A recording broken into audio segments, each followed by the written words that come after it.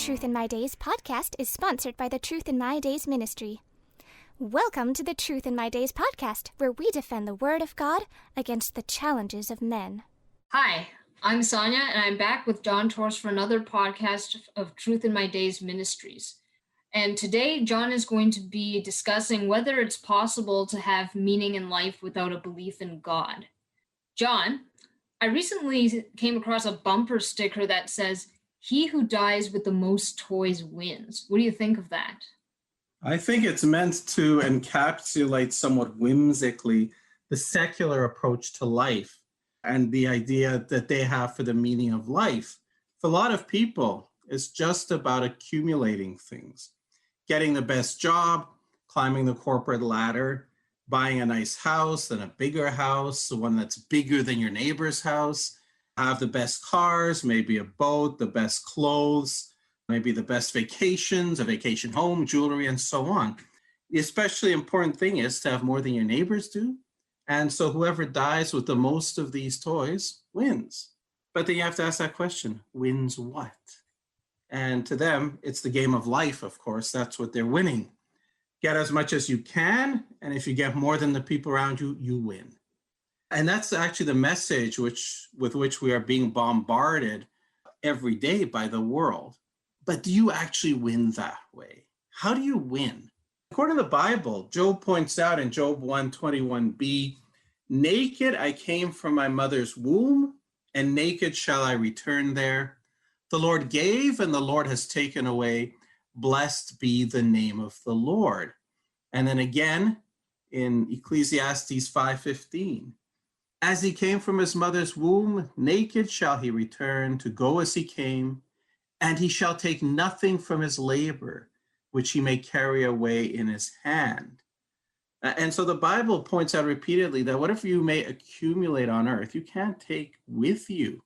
And not only that, but beyond that, in 1 Timothy 6:6-10, we read this, "Now godliness with contentment is great gain. For we brought nothing into this world, and it is certain we can carry nothing out. And having food and clothing, with these we shall be content. But those who desire to be rich fall into temptation and a snare, and into many foolish and harmful lusts, which drown men in destruction and perdition. For the love of money is a root of all kinds of evil, for which some have strayed from the faith in their greediness, and pierced themselves through with many sorrows." So the attempt to make the meaning of life to be the accumulation of goods, it leads to foolish, harmful lusts, destruction, perdition, many sorrows. So you do not win the game of life by accumulating things. So how can you do it? How can you have meaning in life if you're a secularist, somebody who does not believe in God? Can there be meaning and purpose in life without God?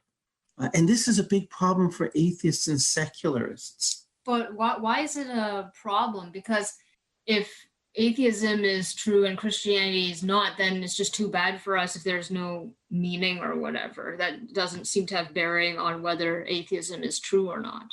And you're correct about that. This fact in itself does not disprove atheism. Atheism is disproved through facts, logic, and science. We've pointed out elsewhere that the fact that the world and the life in it exists requires some kind of explanation as to where it came from. The only two possible explanations are that these were created or they were not created. There's no other option. If we were not created, then the world and the life in it must have come about by random natural processes, naturalistic processes. And there are laws of science we've discovered that prove these cannot have happened. First law of thermodynamics tells us something could not come from nothing by any natural process. So where did the world come from in the first place? The second law of thermodynamics tells us that all natural processes tend towards disorder. So how did a random mass of subatomic particles flying away from each other turn into complex solar systems and galaxies and so on? How did simple non-living chemicals self-assemble to give you the proteins and DNA and then self-assemble to cell the things you would need for life. How did this cell, if you could form one, how did it come to life when the law of biogenesis tells us that life can only come from already living things, already living matter? So atheism is impossible. This fact that it gives you no meaning doesn't make it impossible, but it does become a big problem in terms of the selling point, trying to convince people to abandon God, and B, for those people who hold to it, it is a problem because we are designed to seek for meaning and purpose. And so they have to try to cobble something together to give themselves some kind of meaning. It's very difficult to live life if you actually believe you're in a cosmic accident. Well, why can't the pursuit of one's own happiness be the meaning? Well, that's what a lot of them try to do. As we said, the accumulation of goods is related to that. They think having the goods will make them happy. Whether it does or not is another story. If you look at people in society who've achieved the things that society says will make you happy, the ones that have gotten to the fame, the adulation, the money, the movie stars, the athletes, and so on, the ones who have everything the world says you need to be happy, how many of them are really happy? Why do we have such high levels of drug abuse, family breakdown, and so on amongst these very people? Now, beyond this, beyond one's personal life, if you're an atheist and you hold to this concomitant model of evolution, you believe that the universe is heading towards heat death.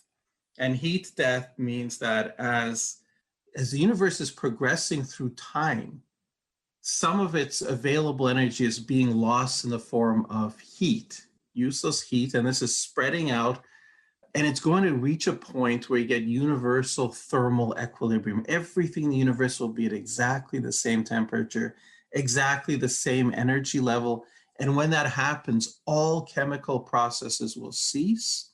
Nothing will be alive again. The universe will be left as a cold, dead husk.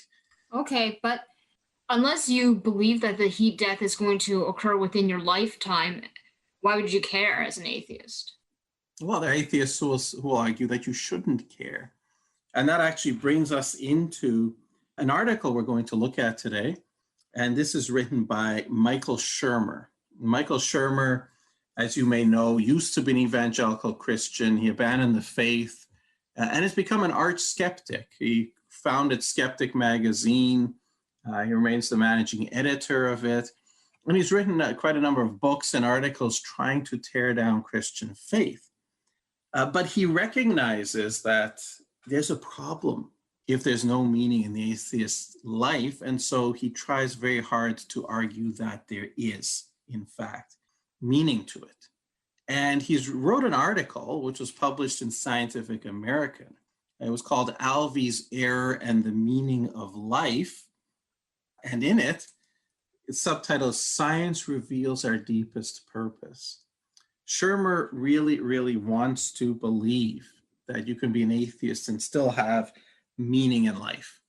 And in this article, he does his best to argue for that and lists as well a university philosophy professor. So I think that this is probably as good a case as you're going to get to have a meaningful life in atheism. And what does he say? Well, that's what we'll look at today. His article, as I said, it's called Alvey's Error and the Meaning of Life. And the reason I mentioned heat death is because this is where he starts out. The Alvey in Alvey's Error is a character from the 1977 Woody Allen movie called Annie Hall. And in this movie, Alvey is supposed to be doing his homework, and he doesn't want to because he feels there's no point. He points out that the universe is heading to heat death, and so anything people do will ultimately go to nothing, and as a result, it's meaningless. So why bother trying? The kid probably just doesn't want to do his homework. I mean, that's not going to affect his personal life. Well, it would affect his personal life if he doesn't do his homework, he doesn't do well at school, he doesn't get a good job, and so on. Yeah, so that would seem to be a meaning for him. Except it isn't. He's looking beyond that. He's looking beyond just the here and now in his own life. He's looking at the cosmic scale and saying, ultimately, there is no meaning to life. Now, Schirmer wants to point out that this is an error that Alvey has misunderstood. He's missed the big picture, ironically. Schirmer says that we should, and I quote here, call it Alvey's error, assessing the purpose of something at the wrong level of analysis. The level at which we should assess our actions is the human timescale of days, weeks, months, and years, our lifespan of 40 plus or minus 10, not the billions of years of the cosmic calendar.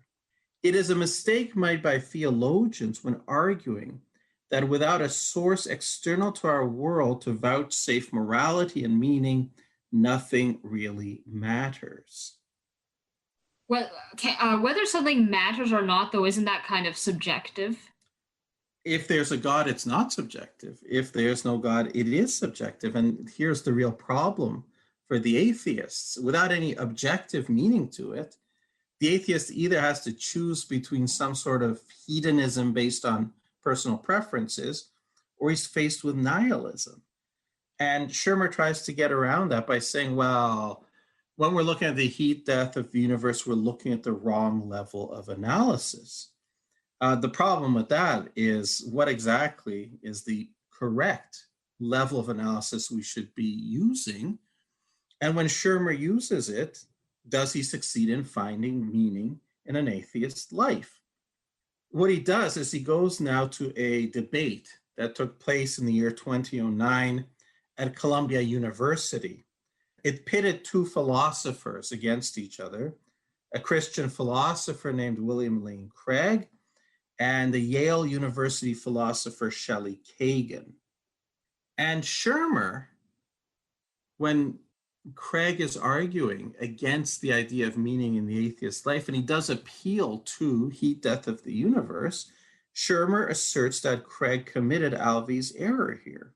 Now, what Craig said was, pointing ahead to the heat death of the universe, he said, quote, "There will be no life, no heat, no light, only the corpses of dead stars and galaxies expanding into endless darkness. In light of that end, it's hard for me to understand how our moral choices have any sort of significance. There's no moral accountability. The universe is neither better nor worse for what we do. Our moral lives become vacuous because they don't have that kind of cosmic significance," unquote.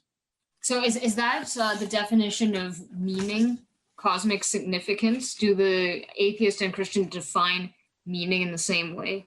Well, the Christian will define it as something that has lasting effect, lasting for eternity, and that it's meaningful in that it is in keeping with the will of the creator and master of the universe.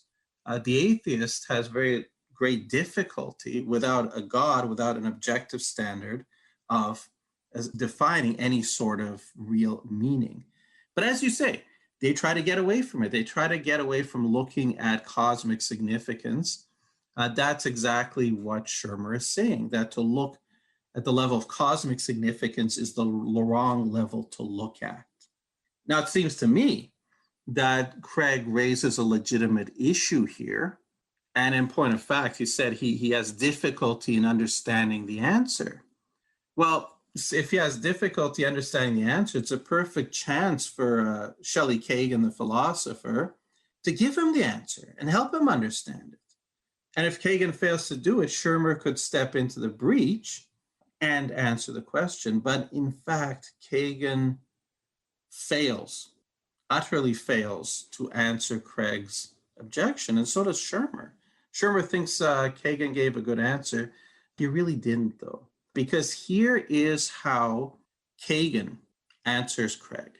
Kagan, referencing Craig's example of godless torturers, Craig brought up that example that we would think that this is something evil that needs to be punished, but in a meaningless world, how do you really say it's evil and who actually punishes?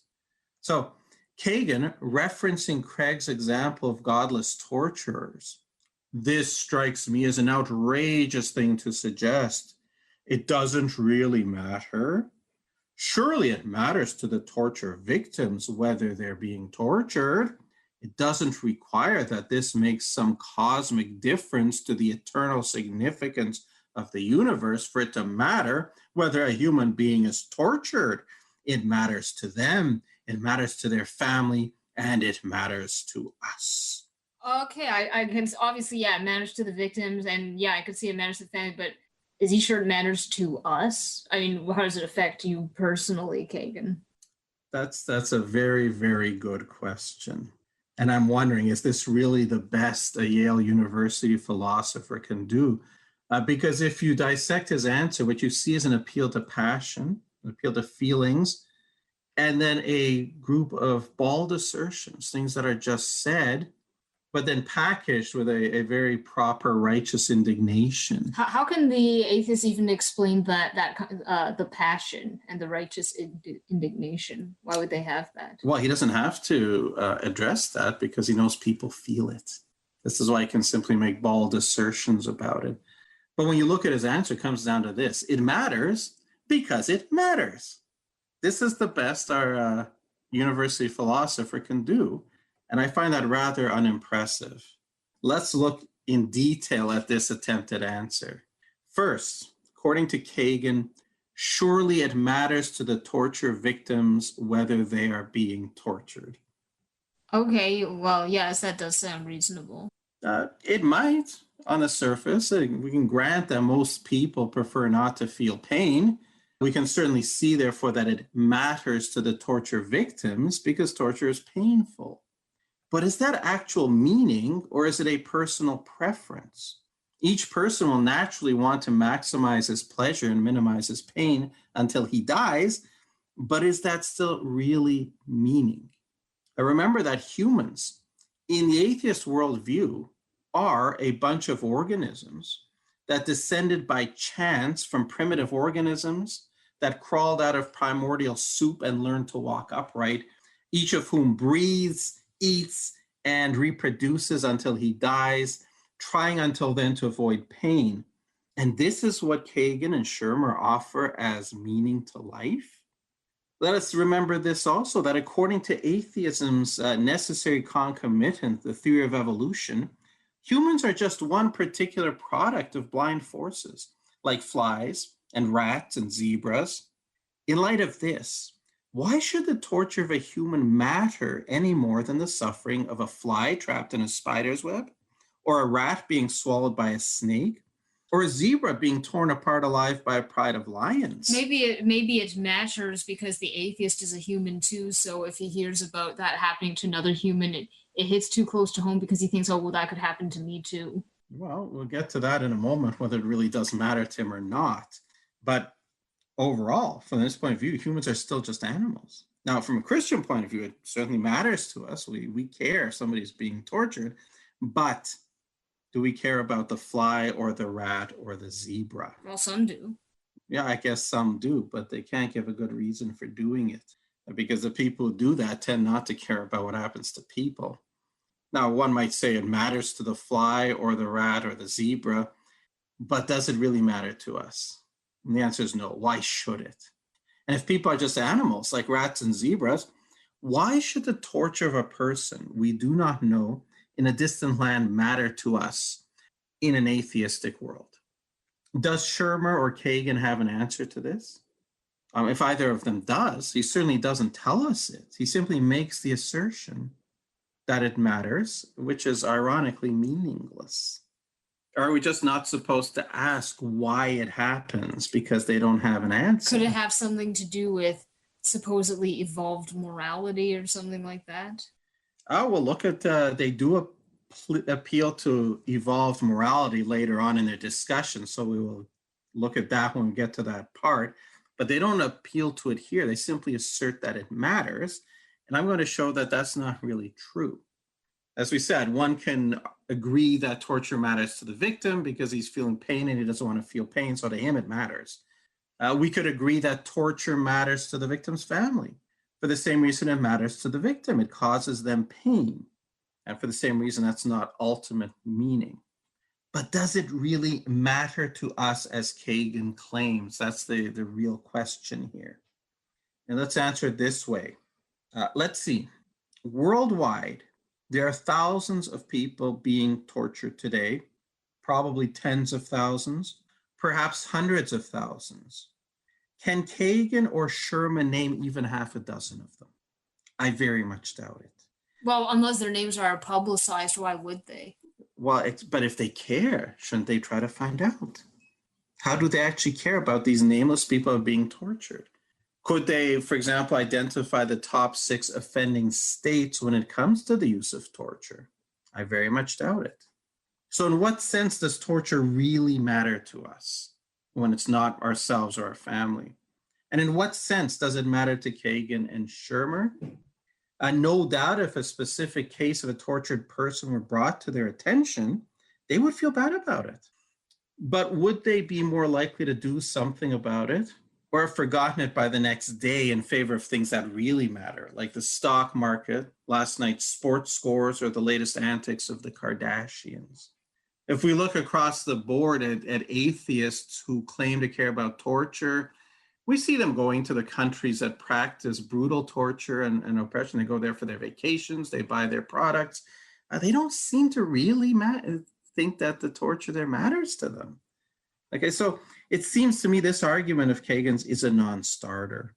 Even if torture really mattered to us, and the evidence suggests that it really doesn't, it would still be a choice of personal preferences. Worldwide, there are plenty of people who couldn't care less about torture, and there are plenty who would actually be happy to inflict it. So by what standard would we then say that the personal preference of Kagan and Shermer are superior to the personal preferences of these people? So in that case, can an atheist say that there's no ultimate meaning to life, but each individual atheist has his own meaning of life, aka his personal preference? Well, some of them will say that, and if you really push them, that's all they can get to, either that or to say there is no real meaning. But at this point, the atheists here are trying to argue that there is absolute meaning. And this is where we're looking at whether or not they can establish that case. And now we saw from this part so far, they've utterly failed to do that. Does he have anything else? Yes, he tries again. And again, he starts by accusing Craig of an error. And he says this, quote, Craig committed a related mistake when he argued that without God, there are no objective moral values, moral duties, or moral accountability. And that if life ends at the grave, then ultimately it makes no difference whether you live as a Stalin or a Mother Teresa. Call this Craig's categorical error, assessing the value of something by the wrong category of criteria. Oh, that sort of sounds reasonable, but I think there are some atheists who want to be remembered in a certain way. So to them, it might matter if they were a Stalin or a Mother Teresa, depending on how they want posterity to think of them. Do they care how posterity thinks of them, or just the fact that they're remembered? Because I have a feeling that a whole lot more people remember Stalin than remember Mother Teresa. And yes, we look at people who made war for no good reason, slaughter millions of people. We think of them as really bad, don't we? Well, but then there are the other types who just will pay lots of money to have hospital wings named after them so they can be remembered. Yeah, there's a desperate attempt to live on in that sense, but they're not really living on. But the point I want to make is we look at people like Stalin and Mao and say how horrible they are, right? And yet, if you go back in history, you look at people like Suleiman the Magnificent or even Genghis Khan, who made war for no good reason, slaughtered an awful lot of people, but somehow we no longer judge them the same way we would Stalin. Why do you think that is?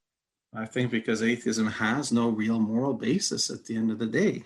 Does it have to do with who is more recent in our collective memory? It might, or it might have to do with which one is more useful. Why is it that somebody like Mao killed a lot more people than Hitler did, or Stalin? Why do they seem to get so much a better ride in terms of memory than Hitler or Mussolini? But we're a bit off topic here, so let's get back to this. What he's trying to do here is appeal to what you brought up before, moral evolution of morality.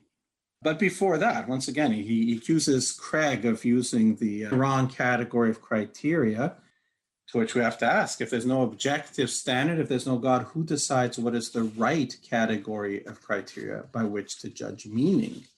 How can we say that he's wrong, that Craig would be wrong, because Schirmer disagrees? And Schirmer doesn't tell us any absolute standard. He simply proposes his own. He says, we live in the here and now, not the hereafter.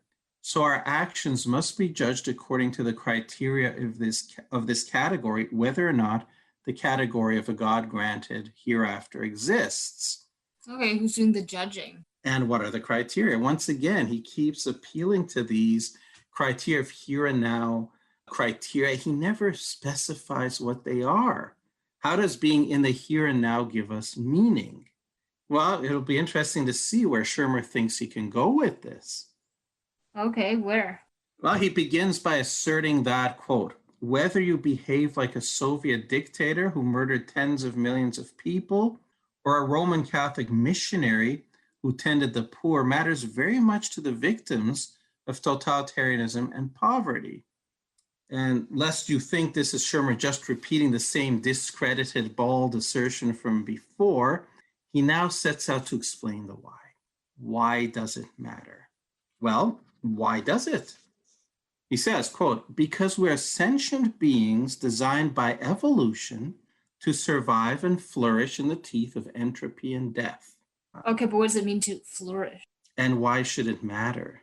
If we are, in fact, designed by evolution, the random development of DNA coding does not answer the question of why does it matter whether we act like Stalin or Mother Teresa at all. On the contrary, Stalin seems to have survived just fine. And remember, in evolution, the idea of the selfish gene, the idea is that the driving force of evolution, the most important thing, the thing that everything lives for, is to pass on his DNA, pass it on to as many surviving offspring as possible. Reproductive advantage, they call it. Well, Stalin seemed to survive just fine, and he certainly had a huge reproductive advantage over Mother Teresa.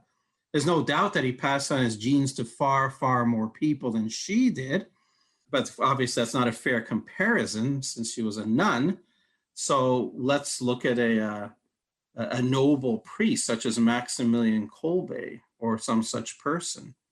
And we see for sure Stalin passed on his DNA to a lot more people, and that is supposed to be the prime directive of evolution.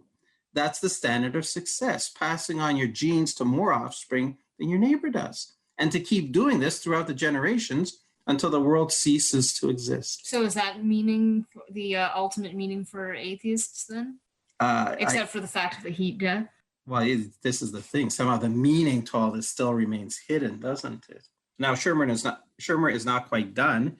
He goes on to say, quote, being kind and helping others has been one successful strategy, and punishing Paleolithic Stalins was another. And from these actions, we evolved morality. Do you see a problem with that? Well, what about all those atheists who choose not to be kind or help others? Yes, and the idea of evolving morality just doesn't fly, because remember, the goal of evolution is to pass on your genes to as many offspring as possible, more than your competitors. So you kill off your competitors and there's more resources for your own offspring. Well, from the point of view of evolution, that would be moral, wouldn't it? So the idea of evolving morality is certainly problematic. But at this point, you have to wonder if the atheist is really thinking this through. Because certainly within the in-groups, the family, the tribe, certainly there have been some levels of being kind and helping others to enhance one's survival. But the story of history, world history, is not one of being kind and helping others. It is a story of violence, war, conquest, enslavement, dispossession, and exploitation, of weaker societies conquered, looted, and assimilated by the stronger. And that is what has enhanced the survival of the victors, of the fittest. What we see throughout history is survival of the fittest, something I'm sure Shermer is familiar with. We have not seen survival of the kindest and most helpful. It is, in fact, the brutal conquerors who have been the most successful in propagating their genes, not the kindness and the most helpful. Genghis Khan, for example, a brutal conqueror who in the early 13th century AD killed as many as 40 million people, according to historians, which would have been 1/10 of the entire world's population at the time. He killed that many people while carving out what remains the second largest empire in world history. He is reputed to have 16 million direct descendants alive today. So it seems that Shermer has it backwards. Being kind and helping others has not been a successful strategy. Quite the opposite. The Paleolithic Stalins did a lot better than the Paleolithic Mother Teresas. Evolution doesn't give rise to morality. What we call morality is, in fact, the opposite of what evolution bestowed on us. Our morality came from the Christian heritage of Western society.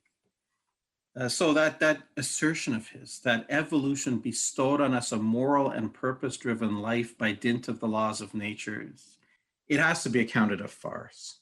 Shermer has utterly failed to show that evolution has bestowed either of these on us, and he's not yet explained what that purpose-driven life is.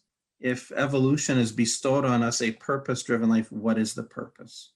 The only purpose evolution seems to have bestowed on us is to stay alive as long as possible in order to scatter one's seed as widely as possible, though for no apparent purpose. Why should we be doing that? Yeah, especially once you're past the reproductive age by evolutionary standards, why should you continue to stay alive? Well, the evolutionists will say you stay alive so that you help your offspring raise their offspring. But in a lot of species, that doesn't even happen. And so I'd have to say that in his final conclusion, Shermer comes full circle. Is insisting that doing our homework matters, and so too does doing our duty to ourselves, our loved ones, our community, our species, and our planet. And that's what he said at the very beginning. But between that opening and his conclusion, he has utterly failed to justify his assertion that these things matter. Random developments of DNA that make us want to survive and reproduce in no way even suggest that these things matter. And he's done the best he can, but I don't blame him for failing, because there cannot be ultimate meaning and purpose in atheism. As long as an atheist has his own, is happy in his own personal life, why should an atheist even care whether there's an ultimate meaning or not? Why do they try so hard to find one? Well, a lot of them don't. A lot of them just go around being disciples of the philosophy of eat, drink, and be merry, for tomorrow we die. Eat, drink, reproduce, and die. And they live with that. But a lot of people are just not happy with that, because there's something in the human psyche that looks for what lasts and what is ultimate and what is meaningful. At best, atheism can give a personal, transient preference of beings heading to personal oblivion in a world that's heading there as well. And atheists may urge us not to worry about this, and some people don't. Not to worry about ultimate heat, death of the universe. I think a lot of people can not worry about that. But the fact that each person is heading to personal oblivion, that's not so easy to ignore. Eat, survive, reproduce, then die for no apparent reason. That's the meaning atheism offers, which is, I would say, no meaning at all. And I think atheists ought to man up and face that fact. If they are sincere about their belief that there's no God, then they're in a meaningless universe, and they just have to accept that, as you said. They need to man up and face that fact instead of acting like spoiled children who see their Christian neighbors with absolute meaning and absolute morality and want to have some of that for themselves while continuing to ignore the only real basis that makes that possible, which is a transcendent creator God. Well, thank you, John. I don't see how any atheist is going to be able to argue with you. Well, I look forward to hearing what you have to say next session. Thank you. Thank you for listening to the Truth in My Days podcast with John Torse. If you like our content, please share this information with family and friends. It helps us a lot. We also would love to hear from you. You can reach us on Facebook, Instagram, and YouTube by searching Truth in My Days as one word again. Truth in My Days as one word. No spaces in between. Or reach us by email at info@truthinmydays.com. You may also visit our website for more comprehensive material and to learn more about our ministry. Our website is truthinmydays.com. Thank you.